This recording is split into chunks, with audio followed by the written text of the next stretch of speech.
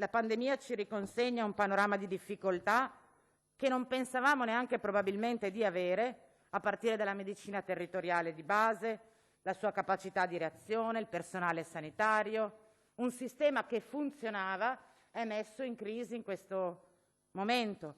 E poi mi verrebbe da dire il secondo grande tema, il lavoro, anzi i lavori. L'emergenza ha amplificato le diseguaglianze esistenti nel mondo del lavoro, scavando, accentuando il solco tra chi è più e chi è meno protette. Le diseguaglianze tra chi ha un contratto stabile e no, tra i lavoratori pubblici e i lavoratori privati, fra i lavoratori maschi e le lavoratrici femmine, tra chi ha un contratto di lavoro dipendente e chi un lavoro autonomo.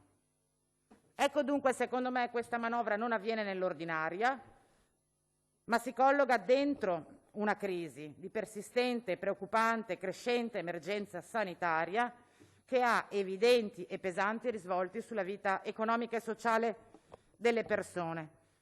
E quindi c'è la necessità di una risposta sanitaria, e su questo stiamo lavorando, ma c'è anche un'urgenza di risposte sul piano economico e sociale, affinché ad una pandemia, quella della salute dei cittadini, non si sommi un'altra pandemia, quella delle diseguaglianze e della povertà.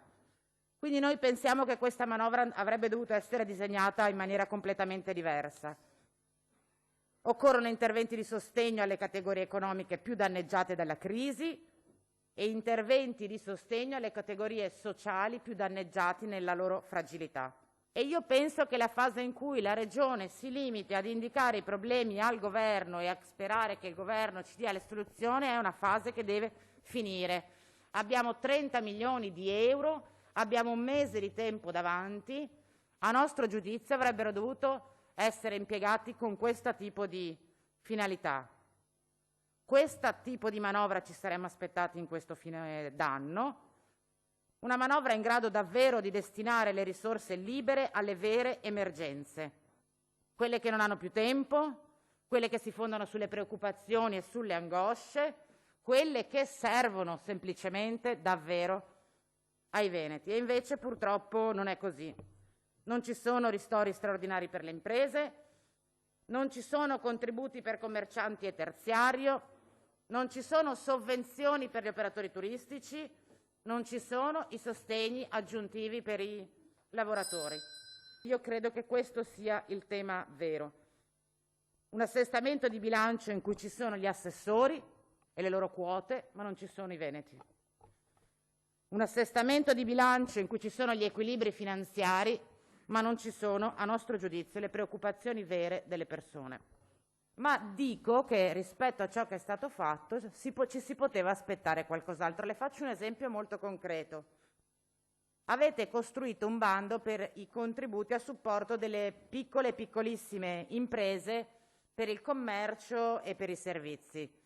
Un meccanismo che ha funzionato benissimo in coordinamento con le Camere di Commercio, un meccanismo che ha funzionato benissimo e che è andato a coprire un settore che la normativa statale aveva lasciato scoperto. Ci avete messo anche un po' di risorse, peccato che delle domande giunte e autorizzate sono state liquidate soltanto il 50%. Allora, avete già lo strumento, avete già il meccanismo con cui erogare queste risorse, sapete che ha funzionato, avete individuato dove non erano arrivate mai le risorse e lo lasciate lì, con il 50% delle piccole e piccolissime imprese che avevano diritto al contributo e che non l'hanno ottenuto perché erano finite le risorse. Ho fatto un esempio, ma potrei farne a decine di settori e di interventi che avremmo potuto rifinanziare con questa manovra di assestamento e che invece abbiamo deciso di lasciare lì. E c'è il tema, lo dico anche all'assessore Calzavara, ma a tutta la Giunta, che serve un po' di coerenza tra ciò che si chiede al Governo e ciò che poi finalmente si fa quando ci sono le condizioni per farlo. Perché al netto delle capacità, delle efficienze, delle correttezze degli interventi, il Governo ha fatto il Cura Italia, il decreto rilancio, il decreto ristori, il decreto agosto, il decreto ristori e il decreto ristori bis, e non è che poi il governo si è messo a dire ma guarda tutto quello che abbiamo fatto quest'anno adesso basta. Perché voi, giustamente, e tanti altri, avete chiesto al governo ancora, perché se c'è bisogno si fa. E quindi via con il ristori ter e anche il ristori quater. Perché finché i cittadini hanno bisogno e se ci sono i soldi per farlo, si fa. Questa è la nostra posizione. Faccio un altro esempio, il trasporto pubblico locale. Potete lamentarvi finché volete che non avete avuto abbastanza soldi da Roma per le corse aggiuntive del trasporto pubblico locale. Dopodiché, però, siccome siete legislatori regionali, finite di lamentarvi, mettete le mani nel portafoglio e se davvero il problema è solo di risorse, le mettete voi e garantite alle studentesse e agli studenti veneti di poter tornare a scuola in sicurezza. E non serve l'autonomia, servono i soldi. I soldi. Lasciamo parlare la collega, grazie. E siccome servono i soldi, e questa volta i soldi ci sono, bisognava decidere come spenderli. Aggiungo che questi 29 milioni non sono il risultato di uno sforzo di risparmio che questa amministrazione ha messo in campo. Non è che arriviamo a questo assestamento perché abbiamo evitato gli sprechi o costruito le condizioni per concentrare le risorse e averne a disposizione. Abbiamo questi 29 milioni per il 2020 grazie a un'operazione prettamente finanziaria che ci ha consentito di svincolare delle risorse che erano bloccate in un fondo, in una sorta di riserva. E allora se è un'operazione meramente finanziaria, se arrivano questi soldi senza quasi che ci sia stato uno sforzo per ottenerli, mi chiedo cosa sarebbe accaduto senza la manovra che consentiva di liberare 161 milioni del fondo crediti dubbi esigibilità. Non è che ce ne sarebbero avanzati 30, ce ne sarebbero mancati 130, quindi sarebbe interessante approfondire anche questo. Con questi 30 milioni noi avevamo due strade davanti, entrambe legittime. Una è quella che ci proponete voi, una è quella che avremmo realizzato noi se fossimo state al vostro posto. La prima è purtroppo per i veneti in questo momento è così, ha ragione.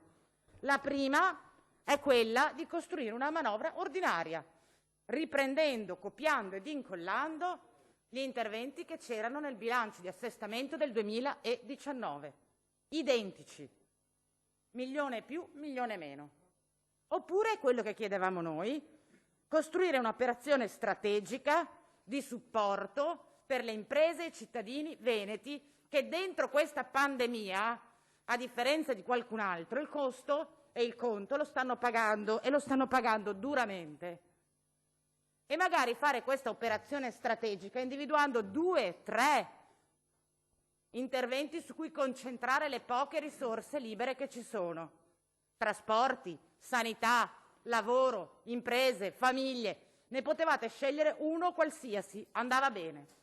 Invece avete scelto le Olimpiadi, avete scelto la promozione turistica e avete scelto cose importanti ma che in questo momento non sono esistenziali per i cittadini.